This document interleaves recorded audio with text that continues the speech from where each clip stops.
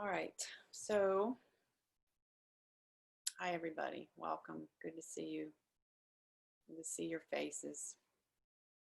Make sure my volume's all the way up. I'd like to share this evening, I'd like to share some thoughts about vulnerability. Because since we sat together last Monday, a week ago, and we practiced metta meditation that night, since then it's been another painful week. Just so much violence and so much anguish and despair and the whole variety of forms of suffering. You name it, we've seen it and we've heard it and we've watched it. So this is the Buddha's first noble truth, which is dukkha, or the truth of suffering. So it's very much with us right now. There's just so many beings who are suffering in so many ways. And as we try to make sense of all of this, I think that what rises up for many of us is the feeling of vulnerability. It's kind of a sense of being powerless in the face of all of this, or helpless, or lost. And also maybe a sense of woundedness, which I think actually is appropriate because that's really the origin of the word. The word vulnerability comes from the Latin vulnerare, which means to wound or to be wounded. So when we are vulnerable, we're subject to injury, whether it's physical injury or mental or emotional. We can be wounded. And we were already, before last week, we were already feeling so vulnerable with the threat of a virus lurking in the air that we can't see or smell or taste, and we don't know when or if it might strike us or someone we care about, someone close to us. So there's that fear of illness and death and the great fear of the unknown and the future that we can't really, we certainly can't control it. We can't really predict it or even completely understand what it will be. And then after that kind of vulnerability, which is still with us, of course, then over the recent weeks, we've all touched into, I think, even a deeper place of vulnerability.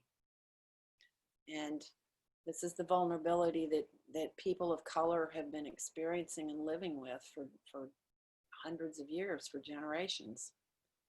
And then there's the vulnerability that those of us who have privilege are now feeling as we try to figure out how to be helpful and how to be useful and how to contribute in some kind of meaningful, respectful way.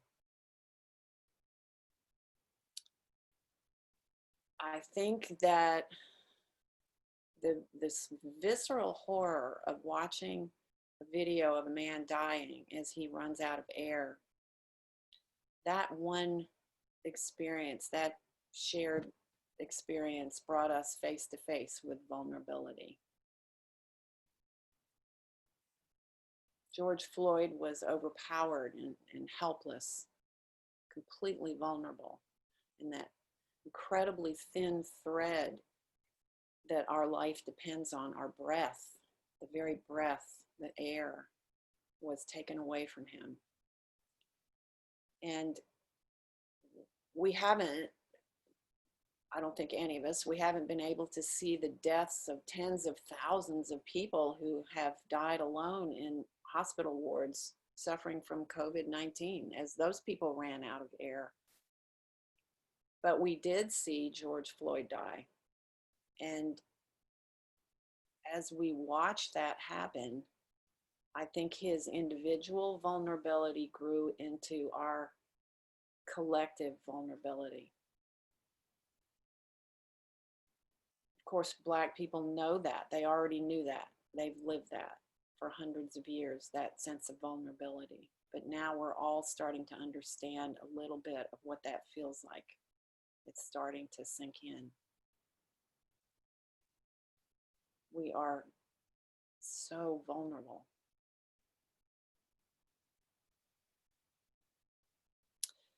I've been hearing about a lot of vulnerability from the clients in my counseling practice.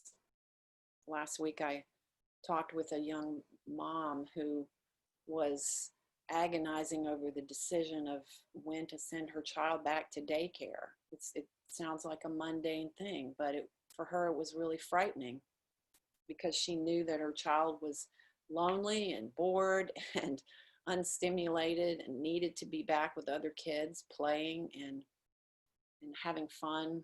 But this mother was in tears as she was talking to me, so desperately yearning for the right answer, whatever that might be, of when to do this and the risk that it would place on the rest of her family. Just feeling so vulnerable. Some of you might know Drew Lanham, who is an author and a professor at Clemson, a professor of wildlife ecology. And if you know Drew, you know that he's written for years about the vulnerability that he feels when he's out in the field birding as a Black man.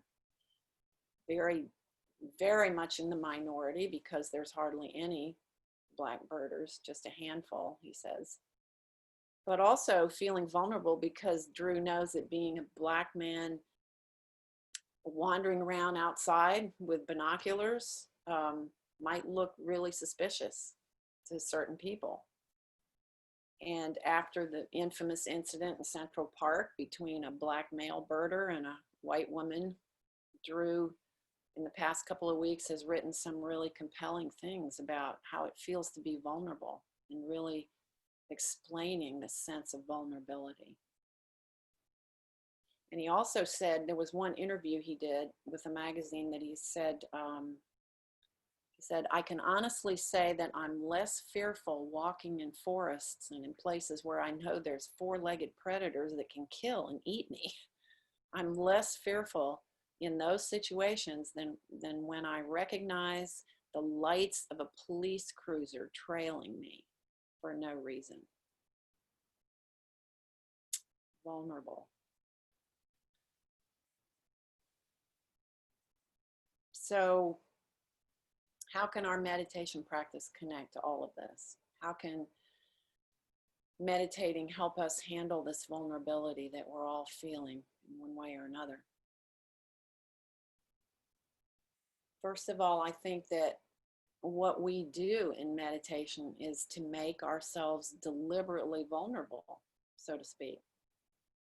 Because when we sit in the middle of all of the thoughts and the feelings and the sensations that are coming and going through our body and our mind, just letting all of that flow without trying to control it or change it, just placing our awareness on it. What are we doing? We're making ourselves vulnerable to the present moment. Vulnerable to the present moment. When we meditate, we learn to accept what comes next and next and next, whether that might be pleasant or unpleasant or neutral, peaceful or horrifying. We show up and we accept it. We experience it. We let it happen. We bow to whatever our experience is in any given moment. Now, I don't want to give the impression that that means passivity. I'm not saying that meditation teaches us to be passive and to accept injustice and racism and whatever horrible things happen in the world, all those ugly things that arise. What meditation does do is it helps us build the skill of approaching whatever we're experiencing, even if it's painful, with grace and calm and equanimity. Which means that we'll be able to respond to a situation more wisely from a place of awareness and equanimity and understanding. not from a place of impulsivity and reactivity. If we can learn to withstand this uncomfortable feeling of vulnerability, then we're going to be able to wade in there and do something that's helpful and skillful. Skillful action is a big deal in Buddhist teaching. We talk about skillful action a lot. Skillful action is wise action. It's decisions and actions that promote good and kindness and peace. One other way that meditation helps us with vulnerability is that through our practice, we start to develop karuna, or compassion. Karuna, compassion, is one of the 4 Brahma Viharas, or heavenly abodes, taught by the Buddha. They're also sometimes called the 4 immeasurables. When we talked about metta, or loving kindness, last week, that is the first of the 4 immeasurables, and karuna, or compassion, is the second one. So when we face our own vulnerability, we understand the vulnerability of others. The vulnerability of George Floyd. The vulnerability of all those protesters out there, putting themselves on the front lines and sometimes getting tear gassed or getting hit with rubber bullets. And the vulnerability of the police officers who are not racist, the ones who are trying to help and trying to do the right thing. The vulnerability of each of us as we try to make those decisions about when and how and where to move back out into the world where the virus is still lurking. And I think vulnerability is this universal quality of our lived experience. And so as we realize this, what naturally arises is compassion. Compassion for all vulnerable beings, ourselves and all living beings, because it's all so fragile. There's this is going to be the rock music reference right now. There's a wonderful song by Sting. You remember Sting, the British songwriter back in the 80s? Sting wrote a song called Fragile. And it's amazing, I think, how apropos the lyrics of this song is to what we're living now. Let me read you some of these lyrics. And it's incredibly applicable to what we've seen in the last week or two. If blood will flow when flesh and steel are one, drying in the color of the evening sun, tomorrow's rain will wash the stains away, but something in our minds will stay. Perhaps this final act was meant to clinch a lifetime's argument that nothing comes from violence and nothing ever could. For all those born beneath an angry star, lest we forget how fragile we are. How fragile we are. On and on the rain will say how fragile we are. How fragile we are. How fragile we are. We. Because these ideas of vulnerability and compassion, they're grounded in the Buddhist concept of interdependence. Interdependence is the concept that we're all interconnected. So others' suffering is our suffering. I'm just going to close now with some words from Jack Kornfield, wonderful Buddhist teacher. I know a lot of you have read or listened to Jack, and he writes and teaches beautifully about the idea of the wise heart. And in this passage that I want to read real short, he identifies the wise heart as a vulnerable heart. Jack writes, yes, the world is full of pain and uncertainty and injustice.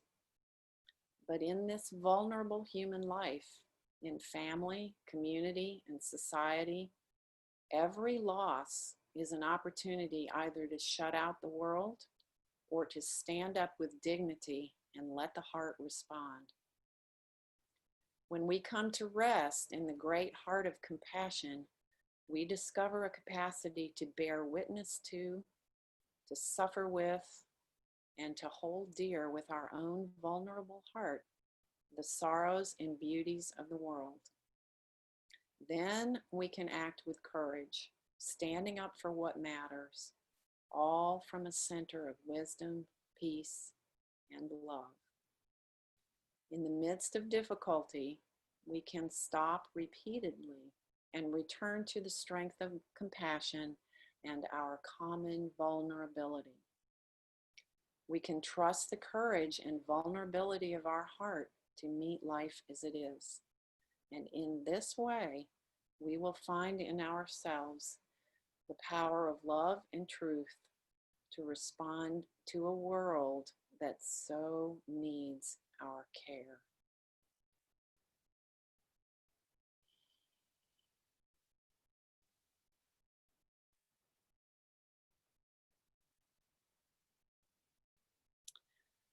So let's move now into the practice portion of our time together. I'd like to do a little practice this evening that will kind of focus on vulnerability and compassion and our heart's ability to respond. So I invite you to make yourself comfortable, find a position that is alert and yet relaxed, awake and yet peaceful, soft and yet noble, dignified.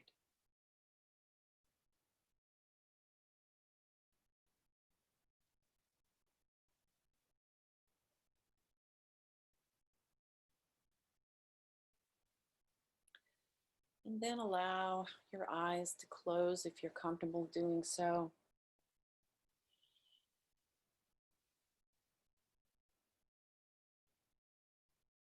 Allow your eyes to soften inside the eye sockets and all the muscles in your face to soften and relax.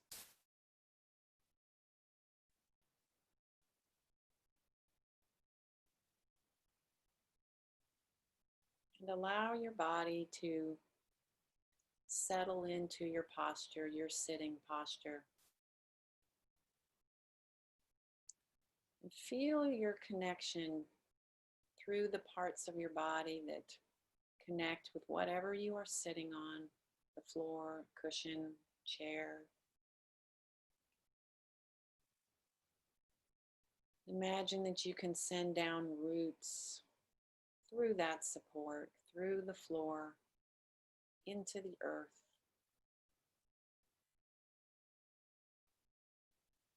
Grounding yourself to what supports you, what holds you, what stabilizes you.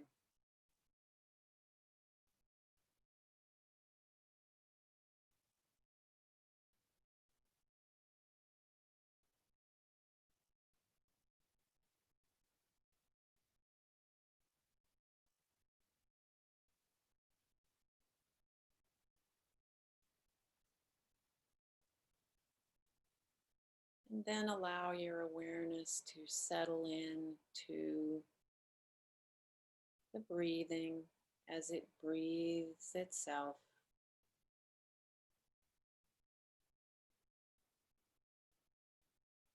Flowing in and out.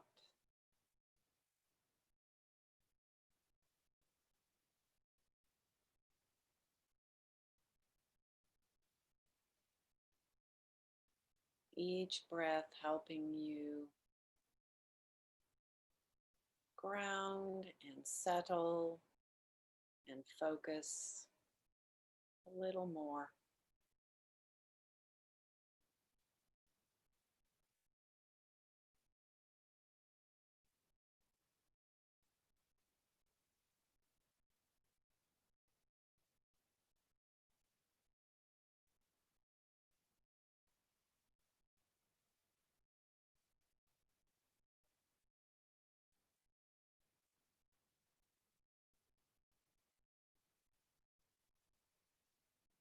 Also being aware of sounds that might be arising and passing away in the room around you or outside the room where you sit.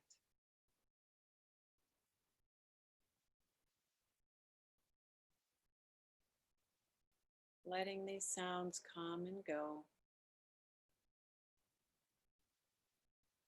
rise and fall.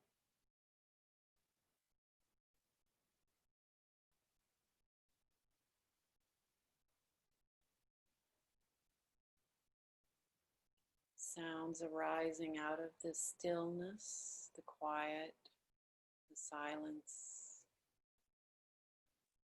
and then returning to silence.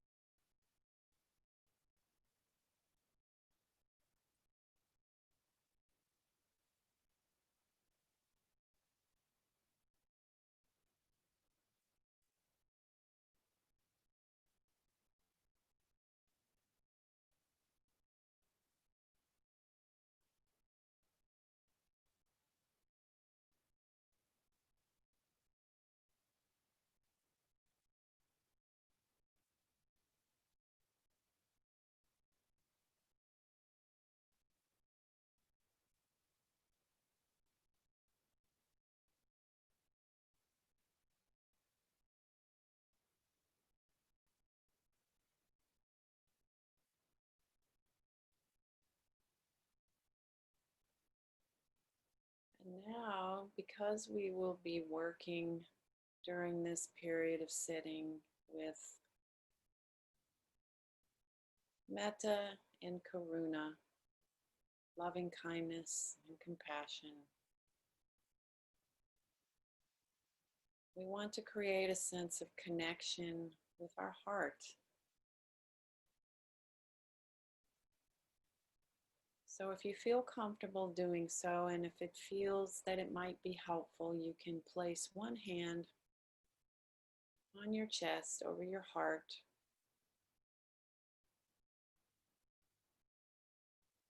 Feel the connection from the fingertips and the palm of your hand, touching the body.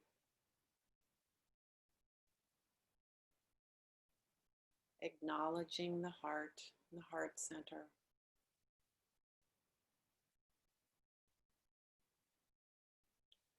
And if you're not comfortable placing your hand there, you can simply envision your heart inside your chest.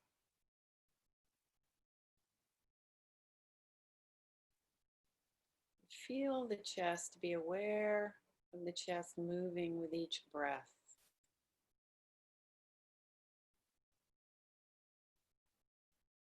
The heartbeat and the rhythm of breath moving in synchronicity. Breath and heart, heart and breath.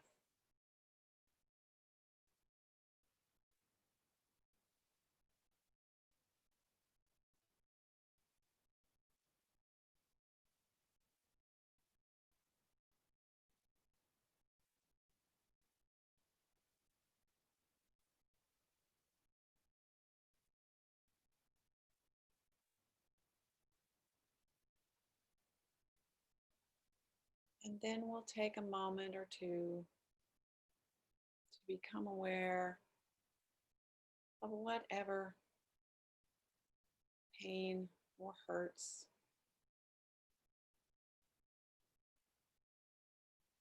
might be wrapped around the heart.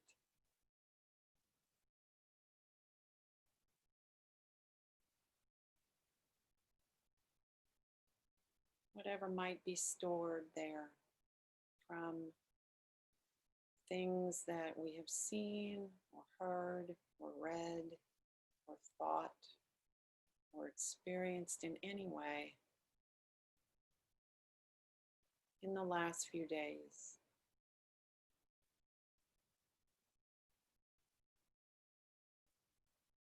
Having the courage to connect with whatever the heart might be holding.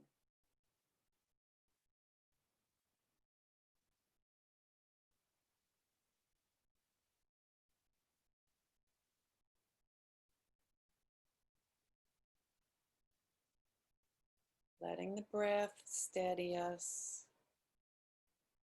and ground us as we connect with whatever pain or hurt might be there, whatever confusion, despair, anger perhaps, tiredness, hopelessness.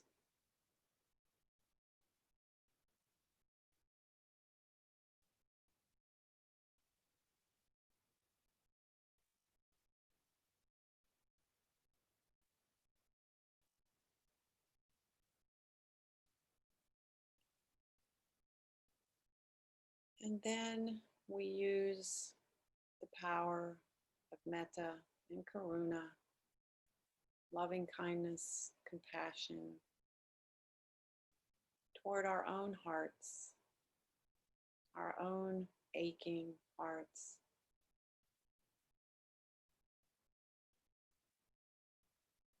Feeling the goodness and the strength and the clarity of metta and karuna. And envisioning that goodness, that wholeness, encircling our heart, wrapping around the heart, soothing the heart.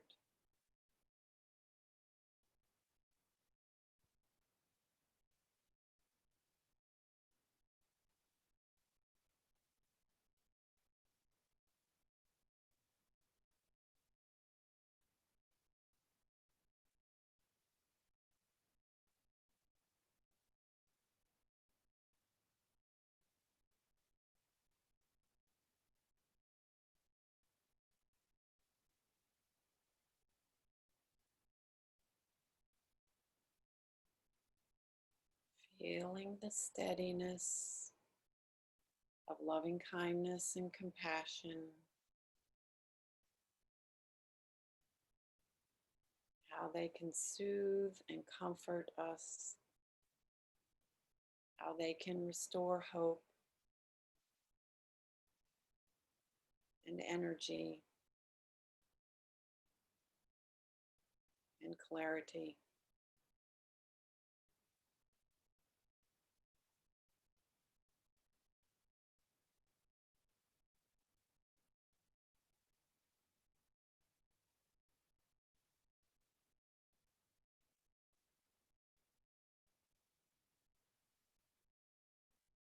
And then as your hand now returns to your lap, you can feel the opening of your own heart, opening of the boundaries, and the overflowing of loving kindness and compassion, and how it can move outward from our own heart out into the world where it is so needed by so many other beings whose hearts are hurting and sore and confused.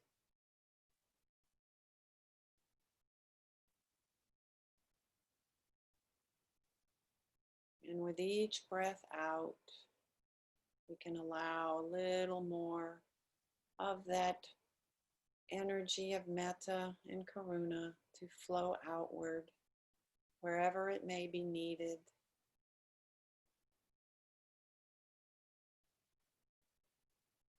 to any beings anywhere whose hearts need to be encouraged and soothed.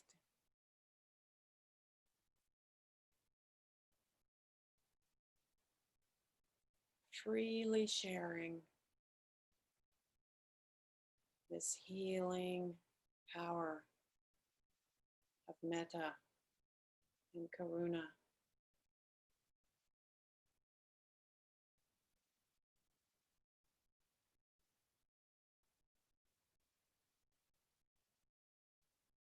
Feeling the connection of our own vulnerability, of our own heart, with the vulnerability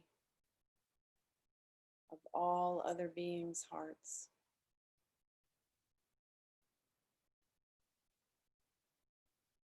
Beings known and unknown, beings near and far, beings seen and unseen.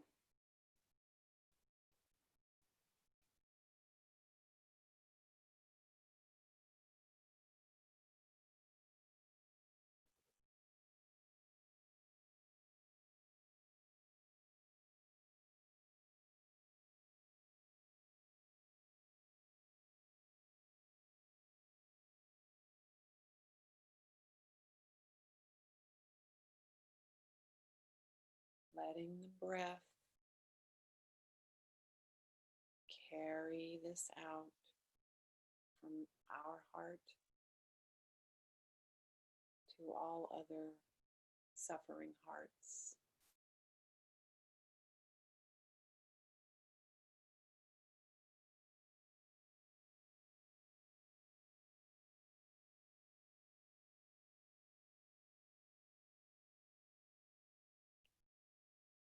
All of us vulnerable,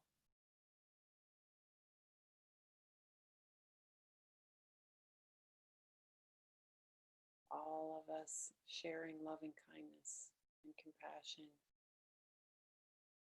and recognizing our shared vulnerability.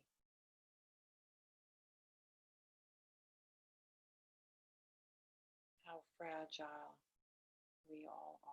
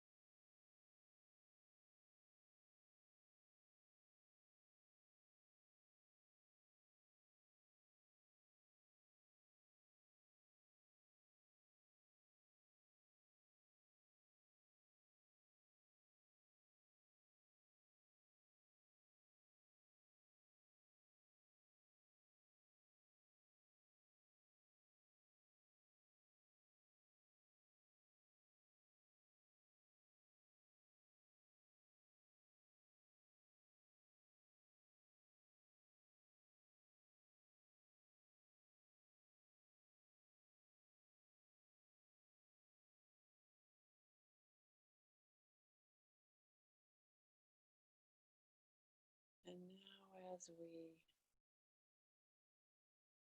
come toward the end of our practice period, you can begin to bring your awareness back into your body, awareness of the whole body in the sitting posture, grounded to earth.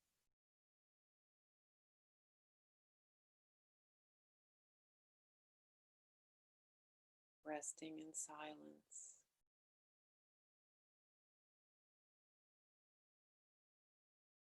And returning awareness to your own heart center.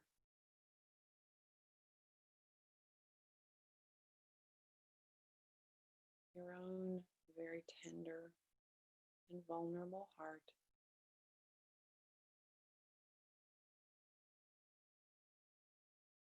And the reassurance of metta and karuna, how they cushion and support and soothe the vulnerable heart within every one of us.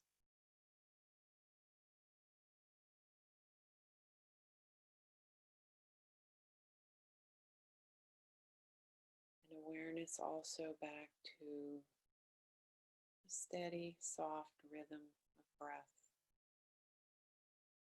and heartbeat.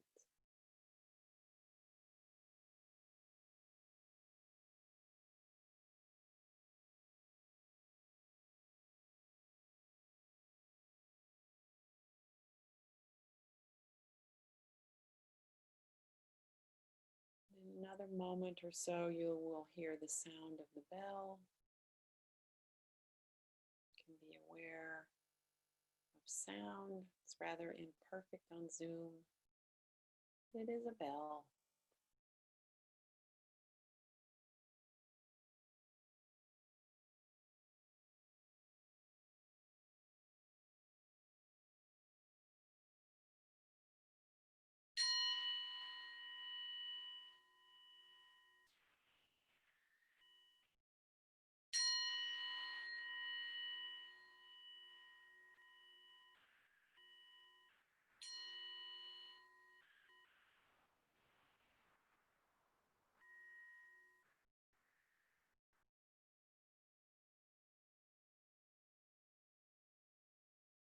So allowing your eyes to open as you feel ready. Coming back into this physical space and physical body. Faces of the others here that we have shared our time with. And I'll just close with our sharing of merit and loving kindness. May suffering ones be suffering free. May the fear-struck fearless be. May the grieving shed all grief, and may all beings find relief. Sadhu.